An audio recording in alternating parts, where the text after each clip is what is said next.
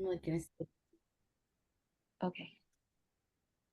Okay. Hi, everybody. Welcome to SCBWI Equity and Inclusion. We have a special guest today. Her name is Harshita Jerath. She is the picture book author of Cooler Than Lemonade and The Leaping Laddoo. And we're just so excited to have her here in honor of Asian American Pacific Islander um, National Heritage Month. And we just want to welcome her and interview her and her journey to publication. So hi, Harshita. Hi, hello everybody. How's everybody doing? great. Yeah. Okay, Um, I'm here, and this is very special to me because SCBWI holds an important place in my writing journey. As we talk about it, I'll share how it all worked out for me, and hopefully, this conversation is helpful to other creators who are in this journey. Fantastic. Thank you for Yeah. being here.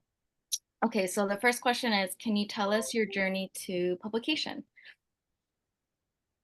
Yeah, sure. Actually, it took me 6 years to get published from the get-go. So, and the year 2016 holds an important place in my writing journey. And the reason is because that's the year I surrounded my children with stories. And, uh, and that's the time I decided to explore writing for children. So if you're wondering why writing for children, why not any other adult, or the thing is, I thought I am able to connect really well with children. That was one reason. Secondly, I was a business analyst, healthcare. So I had a good knack of simplifying complex things. I thought that would be helpful in children's writing. And lastly, and I'm really embarrassed to admit it. I thought it will be easy writing for children, right? When you read the books, they seem so simple. But now I know the simpler the writing, the more challenging it is for the creator to create that piece. So anyway, that was 2016. And the same year, I researched and I found out about SCBWI. That gave me the launch pad for writing because that's when I realized there are other people also wanting to do the same thing. So I found out about the community of the writers. Then I started making connections, going to the different conferences, attending their webinars, basically learning, improving the craft of writing. So I would say SCBWI really helped me with the three C's is what I would call it: community, craft, I would say, and connections. All three things really. So 2016, that is all that happened. Then I found my agent in the year 2019, December, almost 2020. So that's when I found my agent, and my first book came out in 2022. The Leaping Laddoo was my debut. Yeah, so that was my journey. It took me about 6 years from the start. And here Wow, I am. that's so exciting. That's very exciting that it like you can see the that it even when you started writing, it wasn't instant. You still had to work and go to conferences and workshops, and then it took you about 3 years to Yes, get an yes, agent, and then longer to get a publication deal. So yes, yes. A that's lot of people reach out, and when they find out that how long it takes to get published, they are really shocked. For a children's book, from after you sign it, it's easy 2 years, right? right. Yeah, on an average. So I'm like, wow, everybody is so shocked. But yeah, here's the truth. Yeah. Can you tell us a little bit about the Leaping Laddoo and Cooler Than Lemonade and yeah, those two. Yeah, actually, the inspiration for both these books are different and at the same, well, the Leaping Laddoo is my debut picture book. And the idea came to me while I was traveling with my children to India.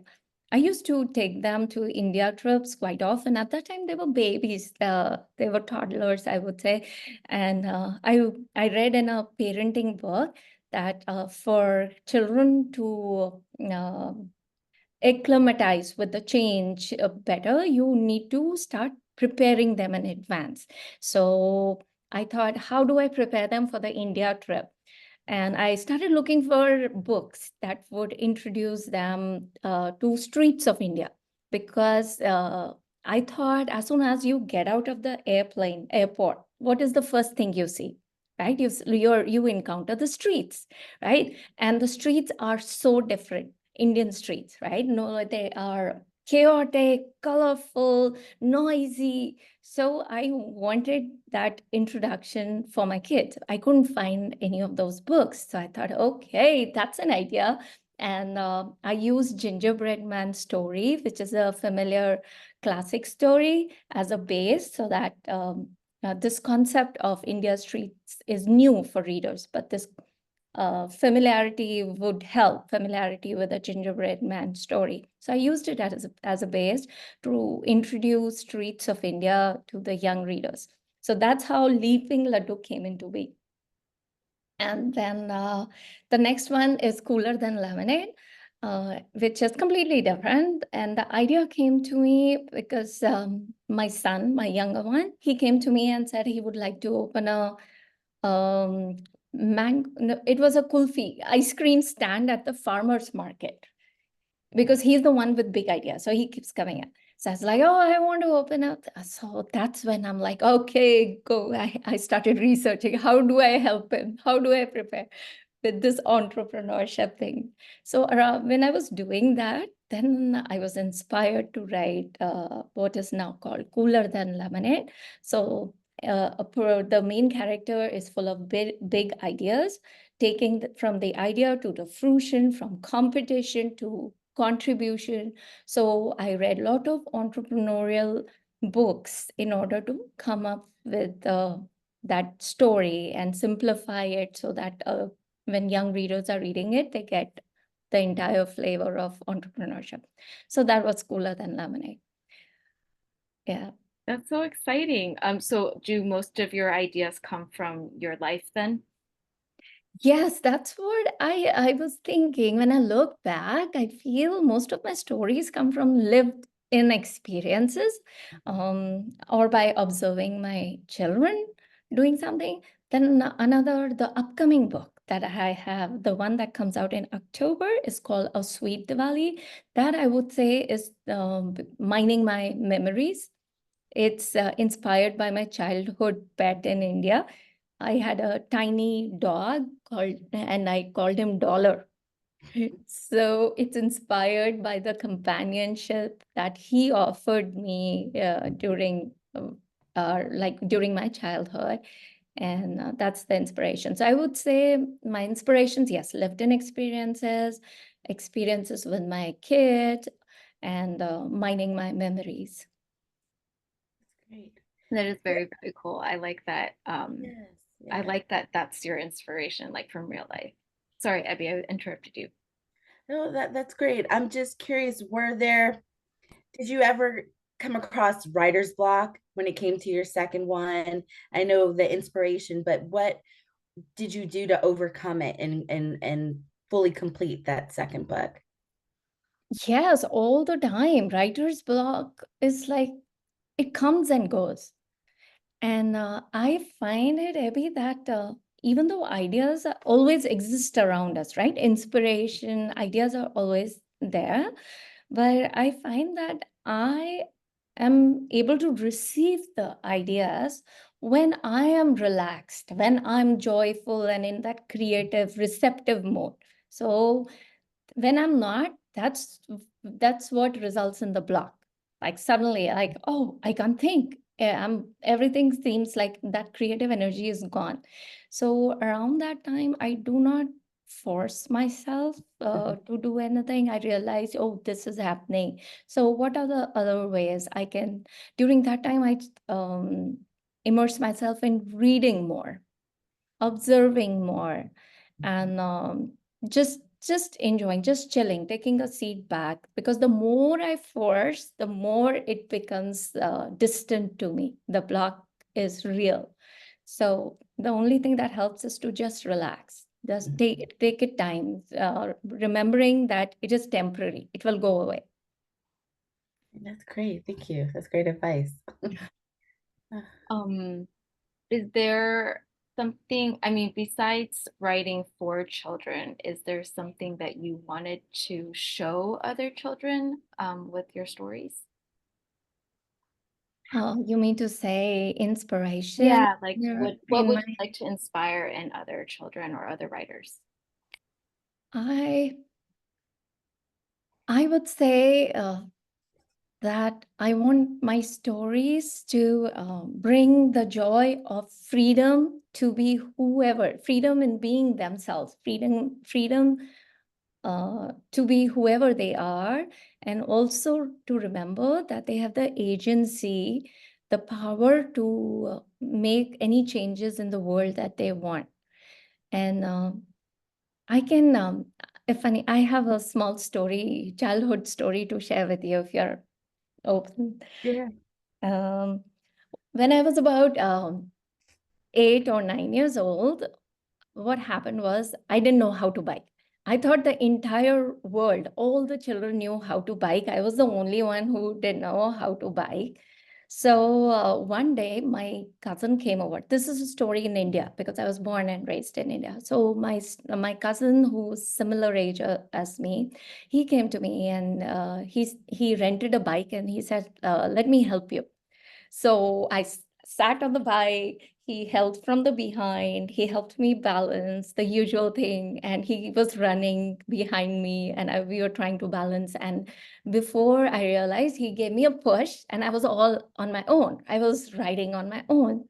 And that feeling, Karen and Abby, is so clear in my mind, that that feeling of freedom, joy, eh, that I'm able to do anything in this world, that I have arrived, that kind of a feeling. So I thought that's the feeling I want children to get when they read my books. So if they can, whoever they are, just enjoy that freedom to be in their own skin. So if they are feisty character, like in the Leaping Laddoo, okay, fine. Or a girl with big ideas, like in Cooler Than Lemonade, or a kind and compassionate character in a Sweet Diwali. Just be you. Just that feeling of being comfortable and feeling the freedom. That's what I want to inspire. That's Great. really I don't know beautiful. if it makes Yeah. sense, but Oh, I know. beautiful. That emotion of, oh, I can do it. I put my mind to it and I did it and it feels so amazing. Mhm. Correct. Yeah. Um, did you have any challenges that you had to face being an Indian author? Did, um, and what were some tactics that you used to overcome those challenges? Yes, I will divide it into personal, actually internal and external challenge. My internal challenge is that I'm not good enough. So that is always there. The reason it is because, first of all, English is my second language. I grew up in India, talking in Hindi, so English is my second language. So somewhere I feel that I'm inadequate with my words. So that's an internal challenge that I feel I'm always facing when I'm writing. However, what has really helped me is surrounding myself with a non-judgmental critique partner.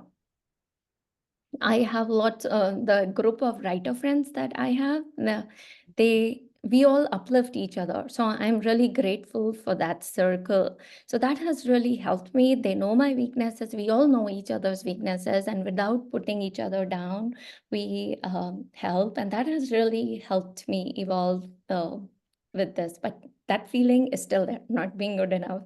So that is my personal challenge, internal. And secondly, I would say the external challenge is I'm seeing is breaking the stereotype characters that exist in the publishing industry.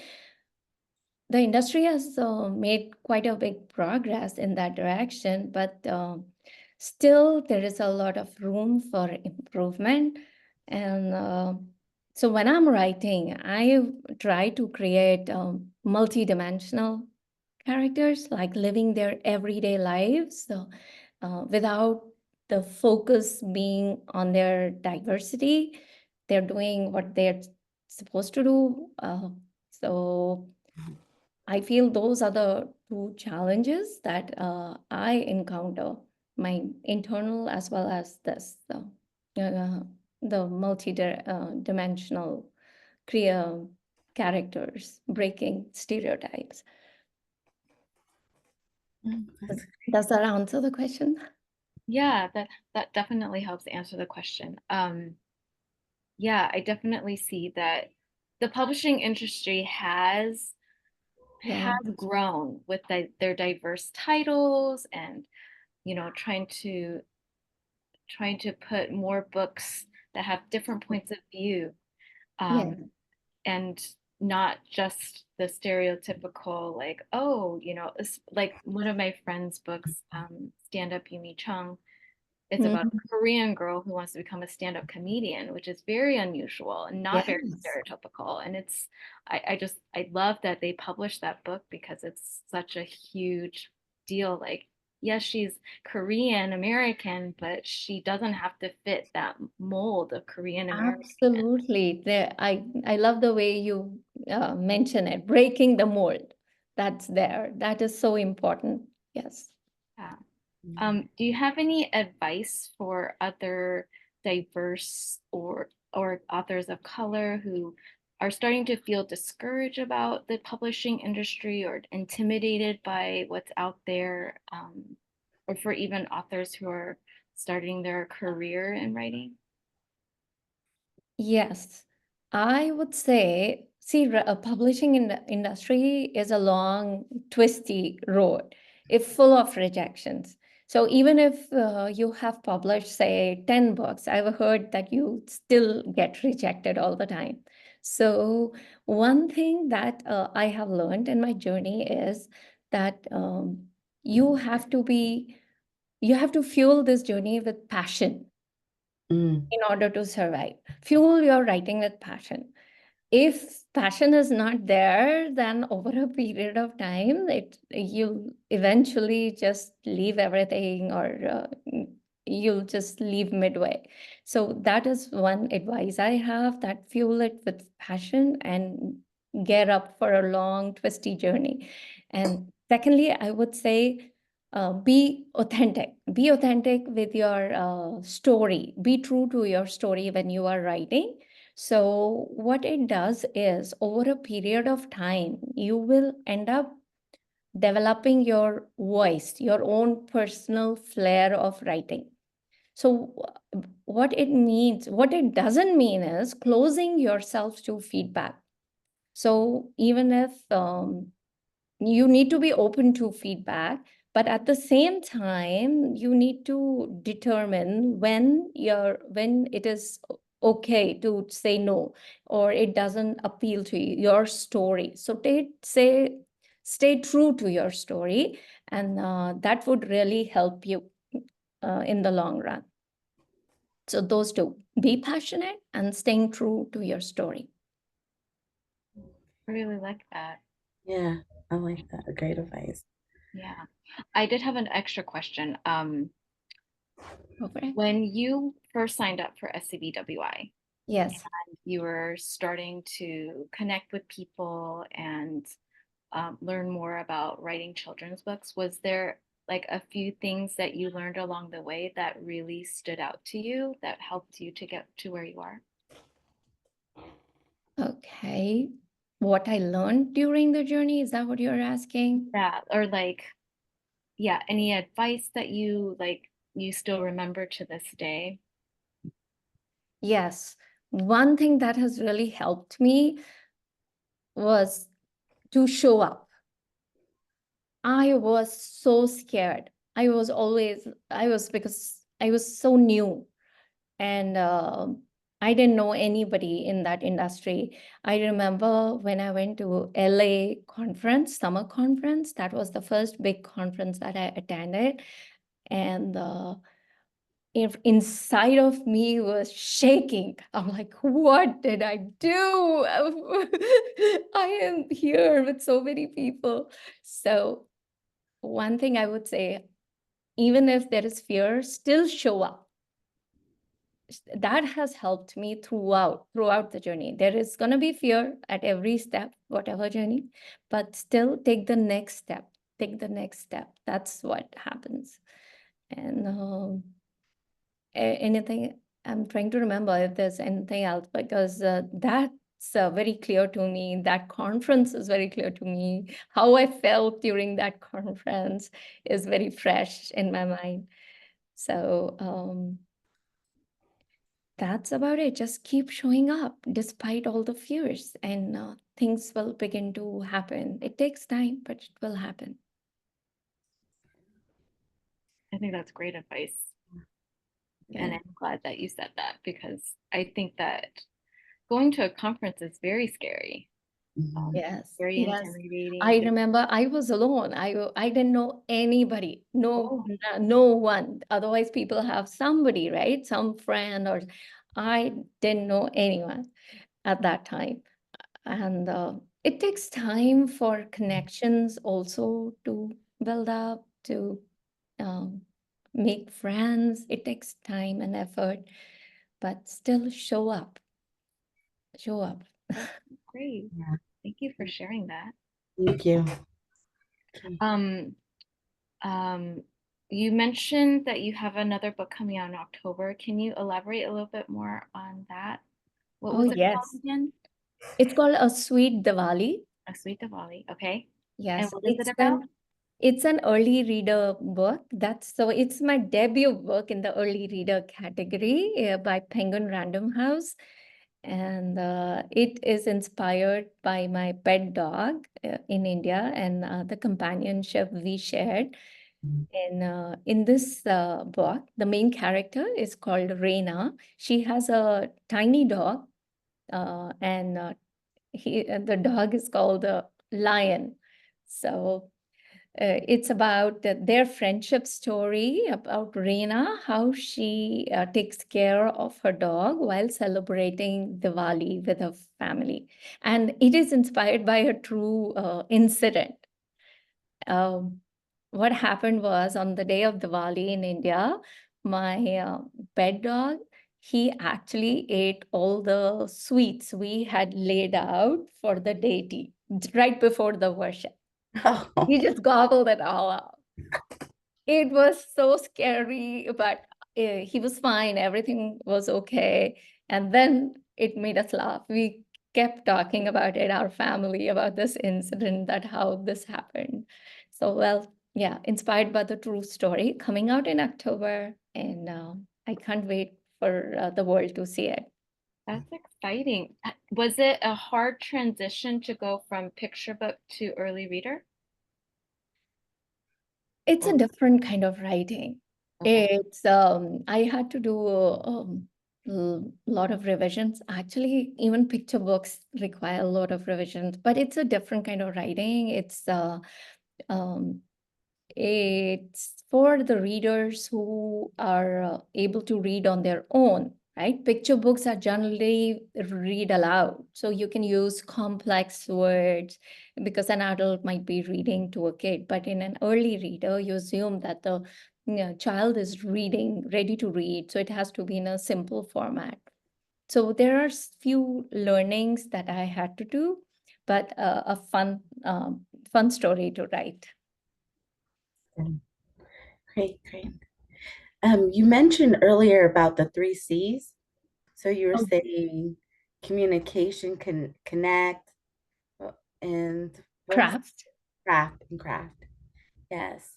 How do Yeah. you apply that daily in your career as an author? Oh, all the time. I'm all the time learning. There is all the time attending the webinar, learning from each other. That's where improving the craft come into picture. Attending the classes SCBWI offers or any other. I'm always on the lookout to learn. Then community is what otherwise writing is a very lonely job, right? So having a community to keep you company is so important.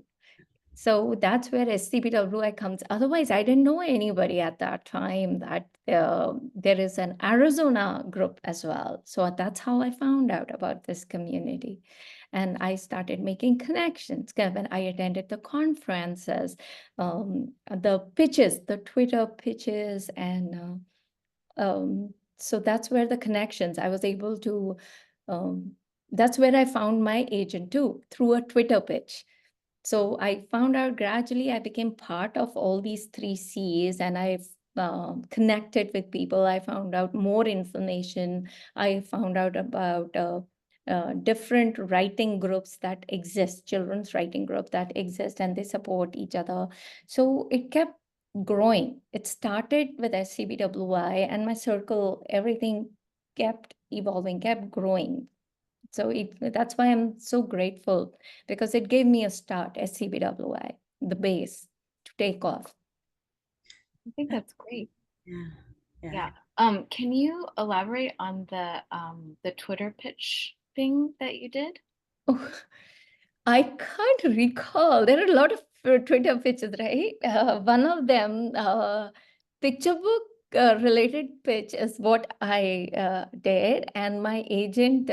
That's how I found my agent. There was a lot of hearts. The agents are supposed to heart it, right? Agents or editors. So my agent hearted my pitch. That's how I got connected to her, and I just had Leaping Laddoo ready at that time. And I sent it to her, and she didn't even ask for other stories. It was like an instant connection. She's like, "Oh, I love this story. Would you be interested?" And ta-da, that happened. And we signed in December 2019. And she sent the book out. And pretty much, I think within few months, 3 to 6 months, we even signed the contract. It was really fast for Leaping Laddoo. And Yeah, that's very 2022, the fast. book came out. That's great. Yeah, that's really fast. Yeah. That is fast. So you connected with her via social media? Yes, That's yes. that's a I way, that's an avenue I never looked at. And I'm sure other just connecting to different agencies or, you know. Yeah, Twitter used to be like a really big field for writers and agents and editors, and they used to have all of these types of Twitter pitch contests. mm, And I think so. I got my agent through Diversity Pit, which is DV Pit, and that was a okay. Twitter. It was a Twitter pitch contest where the agent was liking people's pitches, and then you would submit your material to them, just like a query, Oh, okay. and then they would respond just like a query, um, and that's how I got mine. So That's I great. think I didn't know anything about that. And I'm just I on think Instagram and Facebook. Yeah, I think they've moved, and I don't know where they've moved because Also, it doesn't happen anymore. I I think so. I know that Diversity Pit has stopped because the organizer Beth Phelan, Phelan, she yeah. decided to take a hiatus. Um, but in terms of um, Twitter, like Twitter as a platform has kind Hmm. of imploded for a lot of book people and author people. And so people have moved away, and I don't really know where they moved to, which Mm. Okay. is unfortunate. Can you talk about how you found writers groups? Because I have people asking me about, hey, do you know anybody who wants to critique with me, or like, how did you find your writer critique people? So what worked for me is actually attending different classes, different kind of classes. I did it. So there were different critique groups I was part of. So I attended, say, a highlights foundation class. So there was a group that kind of we formed after the class. So then there was another thing that I attended, Storyteller Academy. So the different classes, as I continued to be part of and connected with people, I realized I'm able to connect and form a group. And some of us continued, some people dropped off, but that's how my groups came into being. Yeah. Good, good. Do you have any other questions, Abby? I don't know. Everything you said was just so helpful. Great advice, you know. And I want to circle back to what you said about the community. You're right. As an author, the work is you're alone, you know, you're in your Mhm. zone writing, and you need that community to get different perspectives and ideas and, you know, even personalities that you would even like to write in your stories. So, yeah, that's a great point about having those connections. Um, Correct. And having the support, somebody to tell you, yes, you're on the right track. Keep going. yeah, Yes, it's yeah, okay. So otherwise you don't know, right? Yeah. You're all alone. that is very important. I know in my career, um, it is helpful for me to have those cheerleaders, those, you know, cheering you on. You got it, keep going, you know, because sometimes you get a little discouraged whether you're, you know, sending out queries or the marketing isn't taking off like you would like, you know, and you don't see the movement fast enough. But when you have a good circle of friends, authors that are just like, keep going. This is my journey. It took me X amount of years. You'll get there. Just don't Yes. stop. You Yeah. know, you'll never know if you stop now. You know, you just keep going. Yes, Mhm. absolutely. Well said. Yes, you never know. Right, right. Thank you. Well, That's Okay, I think that's all we have. So I'm Yay. gonna stop recording. Thank you so much for being here. Please stay on right after. Okay. Okay, thank you. great. Thanks. Okay, bye. Bye.